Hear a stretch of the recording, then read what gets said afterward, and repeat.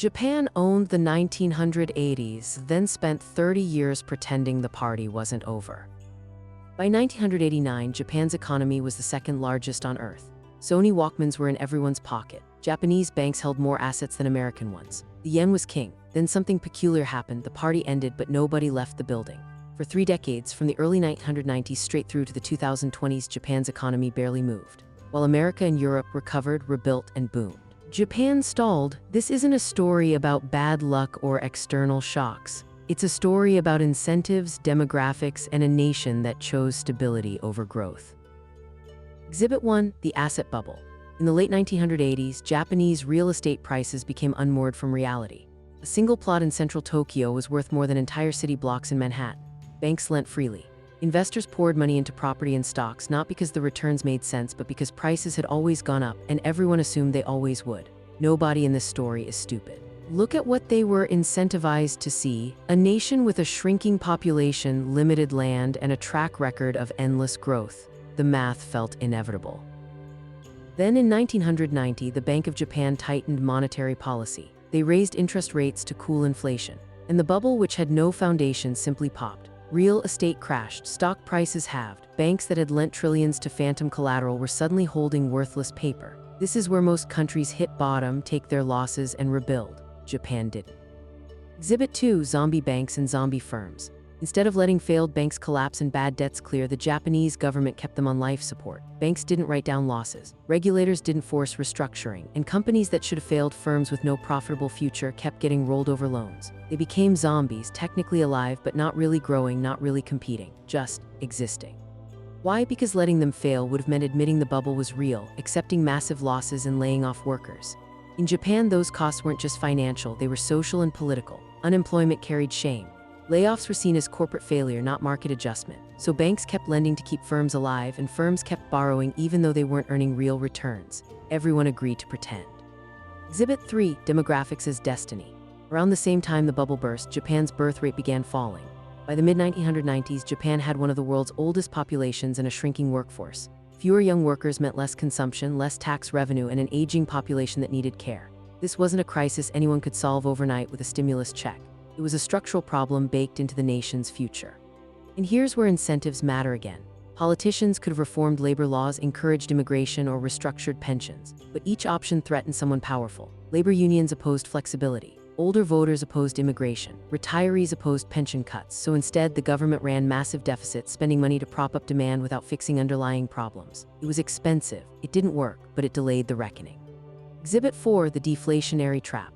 As demand fell and the population shrank, prices began dropping. That sounds good until you realize it's a nightmare for debtors. If you borrowed 1 trillion yen when prices were high, but prices keep falling, your debt gets heavier in real terms. So companies and households stopped spending, trying to save money instead. Less spending meant more deflation. More deflation meant more hoarding. The economy locked into a downward spiral. The Bank of Japan cut interest rates to nearly zero, then below zero. They tried printing money, they bought bonds, they tried everything the textbooks said would work, and it barely budged the needle. Japan had fallen into what economists now call a liquidity trap, a situation where traditional tools stop working because people and firms are too pessimistic to spend, no matter how cheap money becomes. Exhibit 5, the cultural factor. Japan's corporate culture valued loyalty, stability, and long-term relationships over aggressive growth and disruption.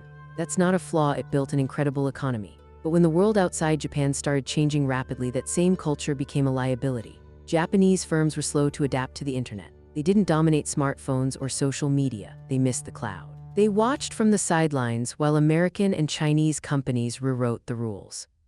By the 2000s, it was clear. Japan wasn't recovering in the traditional sense. The lost decade had become 2 lost decades. Companies that were global leaders in the 1980s in consumer electronics, automotive, banking were now fighting to stay relevant. Some adapted. Toyota, Honda, and a few others innovated and survived. But many didn't. And the government kept spending, kept supporting zombies, kept avoiding hard choices. So what's the real lesson here? Japan's stagnation wasn't inevitable. It was a choice, or rather a series of choices made by people facing real political and social constraints. Letting banks fail would have been brutal. Cutting pensions would have angered voters. Forcing corporate restructuring would have meant mass layoffs. Each choice made sense at the time. Together, they created a trap. The real cost wasn't just lost economic growth. It was lost decades of young people's lives, graduates entering a job market with no opportunities, staying in underpaid positions, never accumulating the wealth their parents did. It was companies that never innovated. It was a nation that had the resources to rebuild but chose stability instead.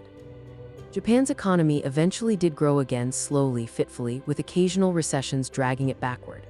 By the 2020s, it was the third largest economy globally, having been overtaken by China. It wasn't a catastrophe, but it was a reminder that even the strongest economies can get stuck, and that avoiding short-term pain often means accepting long-term stagnation. The lost decades weren't lost because Japan lacked smart people or good policies. They were lost because Japan faced a genuine structural problem, a burst bubble, a shrinking population, deflation, and a culture built for a different era. And instead of taking the painful medicine all at once, policymakers chose to stretch the pain across 30 years. Sometimes that's what delayed recovery looks like. The incentive structure was clear. Nobody wanted to be the politician or banker who pulled the plug, so the plug stayed in. Japan's story shows us that economies don't stagnate because of bad luck or stupidity. They stagnate when the people in power have every reason to avoid hard choices and every tool to delay the reckoning. Understanding that matters if you want to understand why some nations recover and others don't.